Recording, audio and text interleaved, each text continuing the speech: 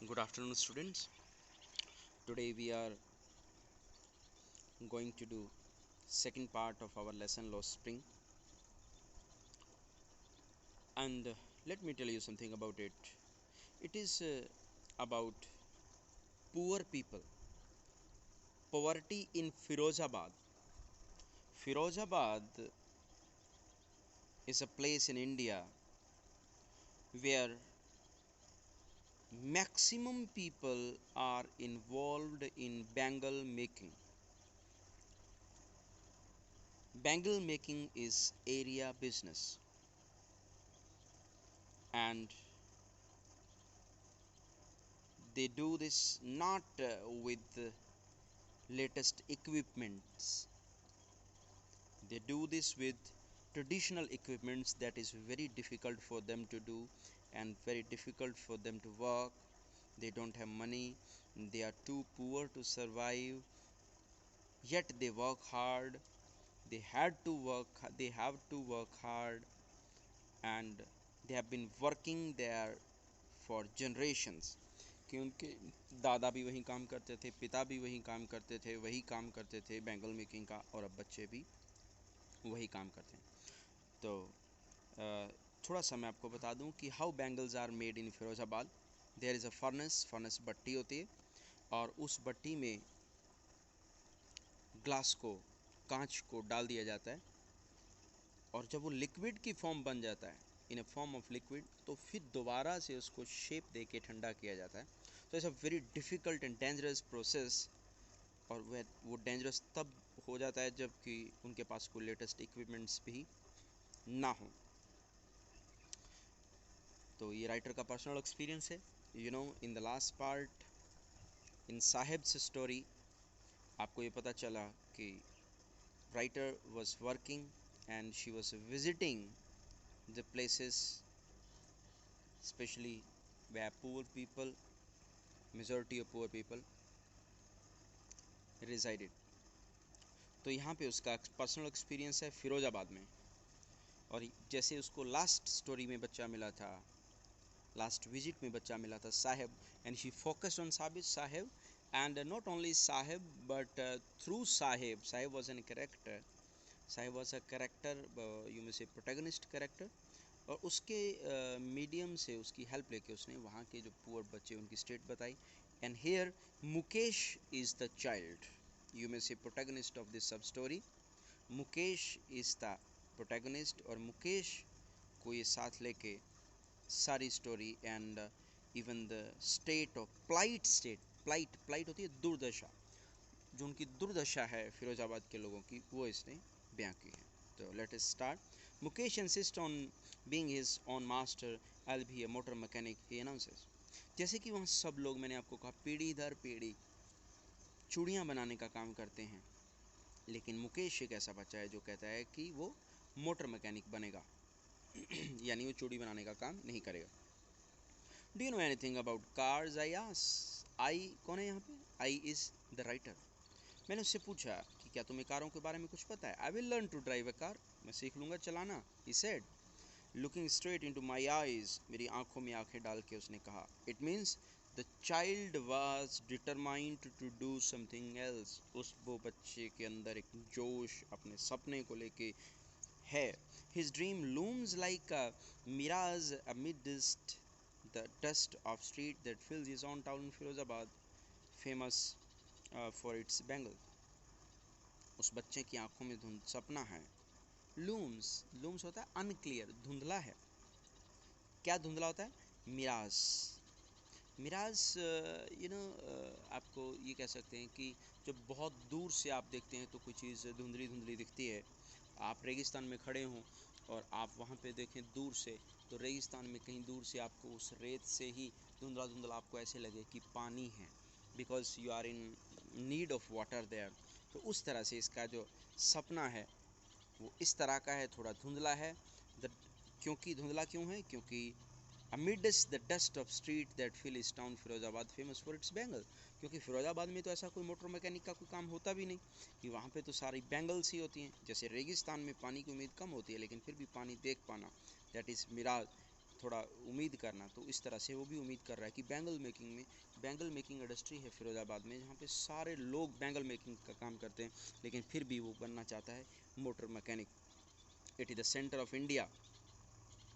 Every other family in Firozabad is engaged in making bangles. सारी families वहाँ पे सिर्फ बैंगल मेकिंग का काम करती हैं। It is the centre of India's glass blowing industry where families have spent generations working around furnace welding glass, making bangles for all the women in the land it seem।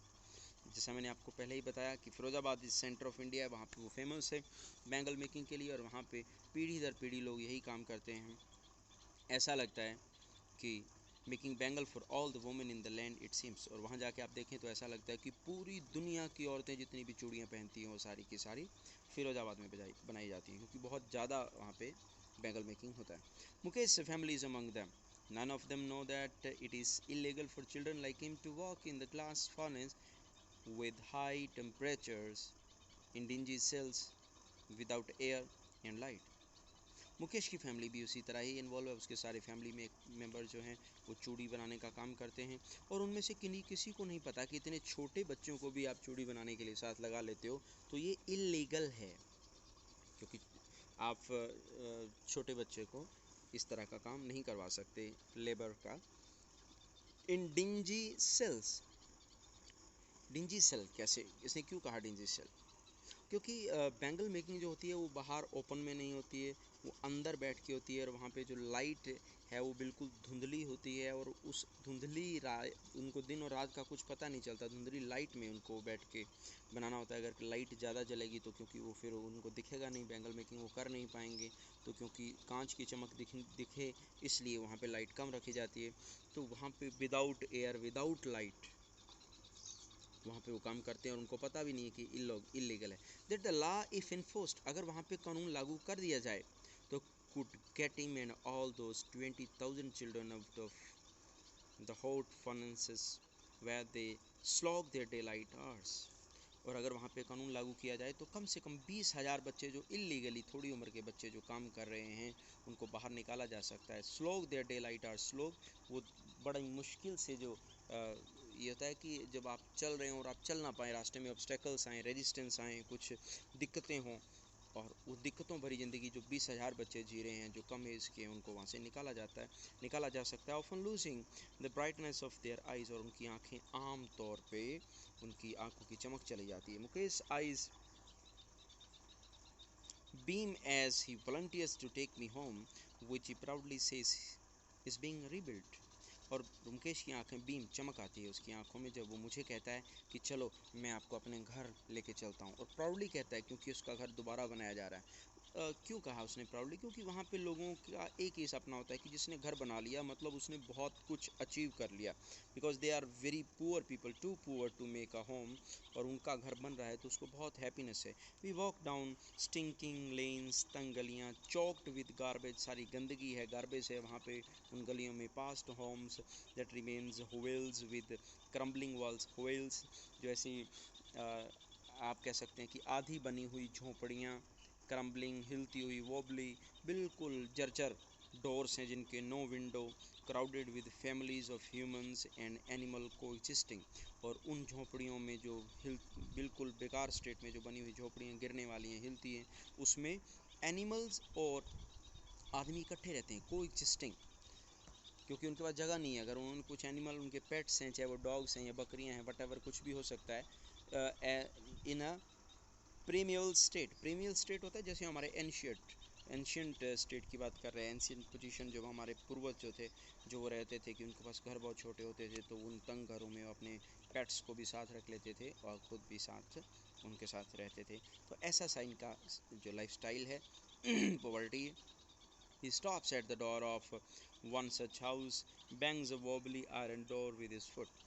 वो ऐसे ही एक घर के सामने रुकता है जो हाफ बिल्ड है, जैसे वहाँ के सारे घर हैं, और लात मार के उस दरवाजे को खोलता है, आयरन का दरवाजे को लात मारता है, and pushes it open. We enter a half build shack, और हम एक आधी बनी हुई झोंपड़ी में एंटर करते हैं। In one part of it thatched with dead grass, उनके एक साइड में वो ढेर लगा पड़ा है सूखे हुए घास का, इज अ फायरवुड स्टोव और चूल्हा लकड़ी का जल रहा है, over which sits a large vessels of sizzling spinach leaves, और एक बड़े बर्तन में वहाँ पे उबाली जा रही हैं क्या, पालक की पत्तियाँ। तो वो आवाज़ आ रही है सिजलिंग की, वो जो आप कोई किसी बर्तन में जब कोई सब्ज़ी वगैरह बन रही होती है तो वो जो स्टीम की आवाज़ आती है, वैसी आवाज़ आ रही है। On the ground in the large aluminium platters are more chopped vegetables, और वहाँ पे कुछ सब्जियाँ पड़ी हैं कि खाना बनाया जा रहा है। A frail young woman, frail होता है वीक, कमज़ोर, young woman is cooking the evening meal for the whole family, और एक कमज़ोर औरत, फिज़िकली वीक दिखने वाली औरत खाना बना रही है सबके लिए। Through eyes filled with smoke she smile, और उसकी आंखों में धुआं है क्योंकि लकड़ी के चूल्हे पे बना रही है, और फिर भी जब वो राइटर और अपने देवर की तरफ उनको देखती है तो वो स्माइल करती है। She is the wife of Mukesh elder brother, और मुकेश के बड़े भाई की पत्नी है। Not much older in year, she has begun to command respect as the bahu, the daughter-in-law of the house, already in the charge of 3 men, her husband Mukesh and their father.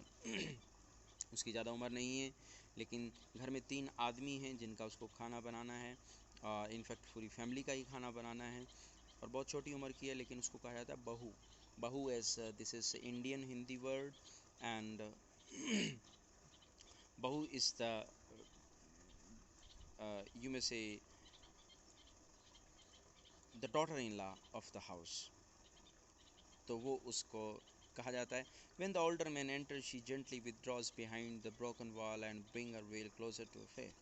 तो ये वहाँ पे tradition के बारे में बताया गया, घूंघट निकालना, घूंघट प्रथा जो वो है कि जब भी कोई बड़ा आता है, वेल इज़ दैट घूंघट, जब भी कोई बड़ा आता है तो वो साइड में छुप के और घूंघट निकाल लेती है। As custom demands daughter in law must veil their faces before male elder, already I have told you. In this case the elder is an improvised bangle maker, improvised, गरीब, जो उस घर का मालिक है यानी मुकेश का father, he is a poor man, poor bangle maker. Despite long years of hard labour, first as a tailor then a bangle maker, he had failed to renovate a house, send his 2 sons to schools. पूरी ज़िंदगी काम करने के बाद, पहले वो Taylor था और उसके बाद वो बैंगल मेकर, एंड वो अपने बच्चों को स्कूल भी नहीं भेज सका। All he has managed to do is teach them what he knows the art of bangle making, and what is his achievement, उसकी ओनली अचीवमेंट ये है कि he could teach them his sons कि how to make bangle making, उनको वो expert कर सका सिर्फ बैंगल मेकिंग में। It is his karma, his destiny, says Mukesh's grandmother, who has watched her own husband go blind with the dust from polishing the glass of Bengal. वहाँ पे एक बूढ़ी दादी है मुकेश की, और वो कहती है अपने बेटे के बारे में, मुकेश के फादर के बारे में, कि ये इसकी किस्मत का है, जो इसकी किस्मत में था उसको मिला। And even Mukesh grandfather he lost his eyes making bangles. तो यानी ये आपको पता चल गया होगा कि पीढ़ी दर पीढ़ी ये लोग काम करते हैं, how they lost their eyesights and live a state of poverty. Can a god given line is ever be broken, she implies, वो दादी कहती है कि जो भगवान ने कहा उसको मोड़ा नहीं जा सकता, जो भगवान करता है वही होता है। Born in the caste of bangle maker, they have seen nothing but bangles, because they are born in the family of bengal makers, so इसलिए वो bengal maker ही बनते हैं। in the house, in the yard, in every other house, every other yard, every street in Firozabad, वहाँ पे क्या होता है कि हर गली में, हर मोहल्ले में, हर जगह, हर गज में, हर छोटी छोटी जगह पे क्या मिलता है, spirals of bangle, sunny gold, paddy green, royal blue, pink, purple, every colour born out of the 7 colours of the rainbow, जितने भी कलर हो सकते हैं सभी कलर्स की वहाँ पे बैंगल्स के ढेर लगे हुए हैं। लाई इन माउंट्स इन अनकेम्प्ड यार्ड्स, माउंट्स ढेर होते हैं और अनकेम्प्ड यानी इधर उधर कहीं भी रखी हुई हैं। Are piled on 4 wheeled hand carts pushed by young man along the narrow lanes of the shanty town। ये जो हैंड कार्ट है इसकी पिक्चर साइड में फ़ोटोज़ भी लगाई गई हैं, and some words difficult meaning भी लिखे गए हैं। तो वो उनको उस हैंड कार्ट के ऊपर रखा जाता है। And in dark apartments next to lines of flames of flickering oil lamps sit boys and girls with their father and mother welding pieces of colored glass into circle of bangles. सभी boys and girls, सभी लड़के लड़कियां, with their father and mother means whole family, they sit and they make bangles. वो circle में बैठ जाते हैं और सिर्फ बैंगल मेकिंग ही करते हैं। Their eyes are more adjusted to the dark than to the light outside. Means अब अंधेरे में रह रह के काम करने की उनकी जो हैबिट हो गई है, वो अब अंधेरे में वो ज़्यादा परफेक्टली काम कर सकते हैं लाइट की बजाय। That is why they often end up losing their eyesight before they become adults. और मैक्सिमम बच्चे, बहुत सारे बच्चे ऐसे होते हैं जवान होने से पहले ही अपनी आंखों की रोशनी खो बैठते हैं। Savita, a young girl in a draping dress, sits alongside an elderly woman soldering piece of glass. Savita, जिसने एक लाइट पिंक कलर की ड्रेस पहनी हुई है, एक लड़की है, जब इसकी शादी नहीं हुई, एक गर्ल है, और वो एक बड़ी औरत की साइड में बगल में बैठी है, और वो भी वेल्डिंग, सोल्डरिंग। सोल्डरिंग यानी welding and soldering both are synonyms, कि किसी भी चीज़ को पिघला के उसमें जोड़ लगाना, दैट इज़ सोल्डरिंग और welding. As are hands move mechanically like the tongue of machine, जैसे मशीन काम करती है वैसे ही सविता के हाथ भी काम कर रहे हैं बैंगल मेकिंग में, वो एक्सपर्ट हो गई है। I wonder if she knows the sanctity of the bangles.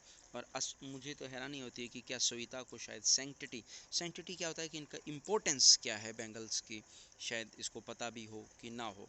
It symbolise an Indian women's suhag, speciousness in the marriage, कि ये इंडियन वोमेंस के सुहाग का प्रतीक है जो चूड़ियाँ पहनना। एंड सुहाग, you know, it is terms in Indian marriages. This is used for married. Since she is married, this word is used for married ladies. Auspiciousness in marriage, कि auspiciousness की उनकी मैरिज बहुत ही prosperous हो, अच्छी हो, उसका ये प्रतीक है। It will dawn on her suddenly one day when her head is strapped with a red veil, her hands dyed red with henna. henna क्या होती है? मेहंदी। और एक दिन उसको भी ये चूड़ियाँ पहननी है, जब उसका head is trap with red well, उसका सिर कवर कर दिया जाएगा। रैप्ड यानी ड्रैप्ड यानी कवर, रेड वेल उसको घूंघट निकाल दिया जाएगा, उसके हाथ रंग दिए जाएंगे मेहंदी से। Red bangles rolled on to her wrist, उसको पहना दी जाएंगी। And she will then become a bride, और वो दुल्हन बन जाएगी। Like the old women beside her who became one many years ago, जैसे कि अब एक बूढ़ी औरत बैठी है, कभी ये जवान थी और जब ये दुल्हन बनी थी, तो जैसा इसके साथ हुआ था वैसा सविता के साथ भी होगा। She still has she still has bangles on her wrist, और वो जो बूढ़ी औरत है अभी भी उसके हाथों पे चूड़ियाँ हैं, but no light in her eyes, लेकिन आंखों की रोशनी पूरी नहीं रही। एक वक्त शेर भर खाना भी नहीं खाया, that is a Hindi sentence she says and you may understand very well, कि she is in voice trained of joy, मतलब she is in sadness, she has not enjoyed even one full meal in her entire lifetime, कि पूरी ज़िंदगी में कभी भी ऐसा time नहीं आया कि जब उसने पेट भर खाना खाया हो। That is a state plight state of poverty, that what she had reaped earned, कमाना, ये कमाया उसने बस। her husband an old man with flowing beard says, एक बड़ी दाढ़ी वाला उसका हस्बैंड कहता है I know nothing except bangles, और उसका हस्बैंड बड़ी दाढ़ी वाला बूढ़ा वो कहता है कि मुझे बैंगल्स के अलावा और कुछ नहीं पता।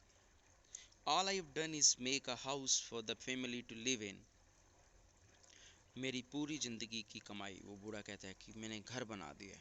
And that is he sing proudly because all the people they could not, many of them could not make a house even as he has achieved his target. Hearing him, one wonder if he has achieved what many have failed in their lifetime. He has a roof over his head. तो ये उसके कहने का मकसद ये है कि I have achieved what many have failed, जो वो नहीं कर सके मैंने वो किया है, कि घर बना लिया। The cry of not having money to do anything except carry on the business of making bangles, और परेशानी है कि उनके पास पैसा नहीं है, on the business of making bangle, not even enough to eat ring in every home. हर घर की ये समस्या है कि उनके पास खाने को नहीं है, पैसे की कमी है, चाहे वो बैंगल मेकिंग शुरू से कर रहे हैं। द यंग मैन इको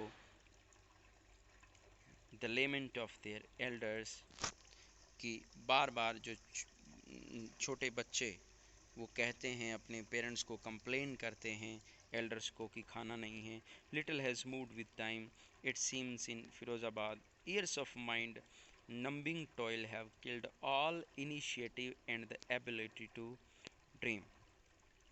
और अब सालों बीत गए हैं और toil have killed all initiative and ability to dream, और ये लोग काम कर कर के थक चुके हैं और उसके आदी हो गए हैं कि अब इनका कोई भी initiative to start something new, to introduce something new, तो कुछ भी ये अब नया सपना नहीं दे सकते।